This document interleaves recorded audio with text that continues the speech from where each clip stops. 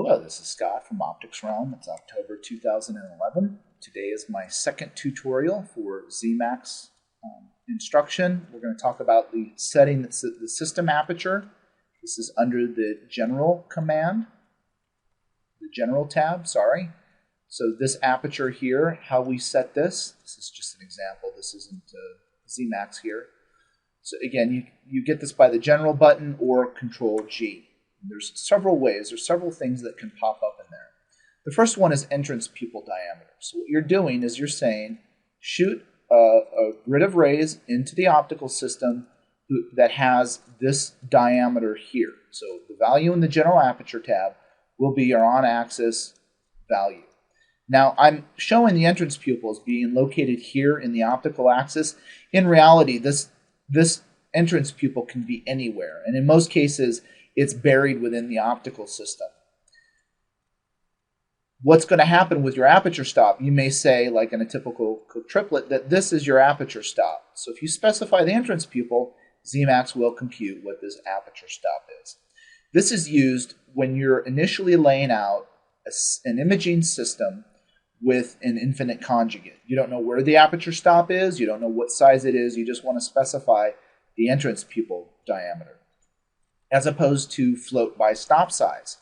So let's say, in this case, you know this is your aperture stop. You've got that set in Zemax, and we'll go into this a little bit later. The value you set here, there is no value in the General tab. You've just got a value set in your lens data editors, what that aperture value is. And Zemax is going to determine what this entrance pupil is. This is used when you've got kind of a final design. You know where your stop is and what that stop diameter is. So let's give an example here. This is a Cook triplet, and this comes from my document, Zemax samples sequential objectives. It's just this 28-degree double Gauss. So what do we have here? Right now we've got the aperture stop, and notice I click on this stop. Let's get this cleaned up here. I click on this stop, and this surface highlights. So that's one thing neat about Zemax. In surface 3, this surface gets highlighted here. So we've called this our stop. This is an iris, an internal iris here, and we don't have an aperture value. So let's check how that system aperture is set. It comes with an entrance pupil diameter, and it's setting it to 33 millimeter diameter. So this surface, or this beam right here, is 33 millimeters. Let's do float by stop size. Let's just show what that looks like. I'm going to get an error. Nope, no, I didn't. It sets your aperture here. It keeps the same entrance pupil diameter you have, but it specifies what this aperture stop is. And Zemax is going to figure out, well, it's a 33 millimeter diameter. If I try and take this diameter off, it gives me an error. Stop diameter must be fixed if using float by stop size. So that's the difference. You can have float by stop size, and if we want to adjust the F number, we can come in and say 5. I'll update this, and it varies the the F number. That's float by stop size.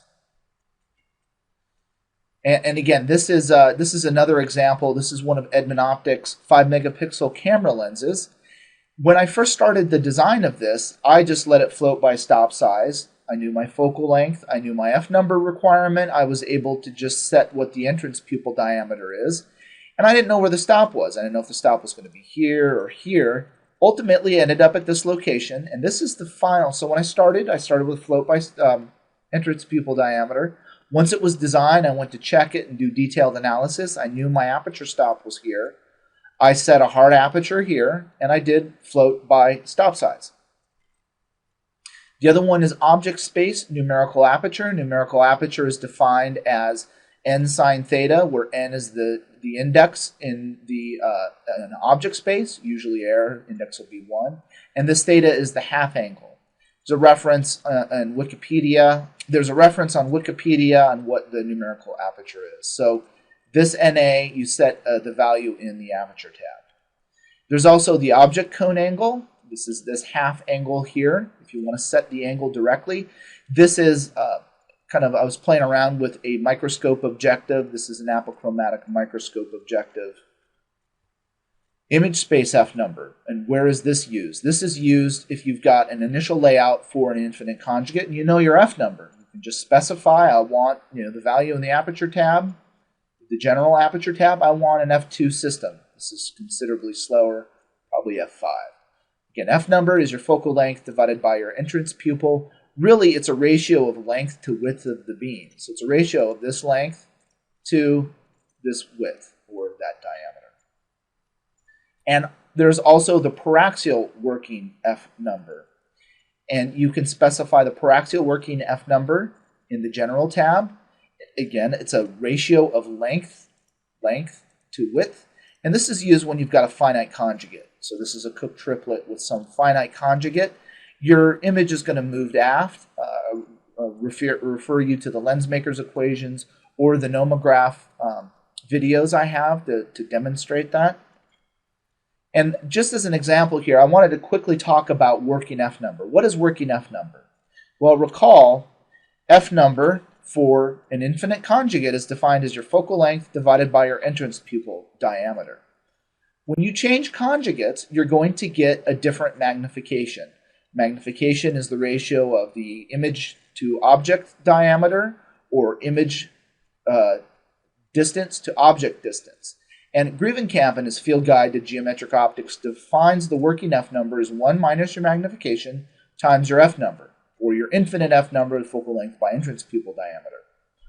This magnification is usually negative, and it's negative due to the image inversion. Now, Wikipedia defines, and they've recently changed this definition, as 1 plus the absolute value of magnification. This takes care of some of the sign confusion. I'm going to reiterate what the homework was from number 1. I'd like you to construct a first-order microscope in Zemax using paraxial lenses. No eyepiece. An eyepiece would normally sit up here, and you'd have an eyeball. This is just going to go to a detector array. So I say use an infinity-corrected 200 millimeter tube lens. This is your tube lens. It's 200 millimeters. Infinity-corrected between your objective and your tube lens, it's infinite. In some cases, you've got converging light here. This is 10 power. The NA is 0.2, so down here is 0.2. And just axial only, just an on-axis beam. We've not talked about field yet. We've not talked about wavelengths. We'll get there. I want you to just lay out this simple on-axis beam. This is Scott again. Thanks for tuning in.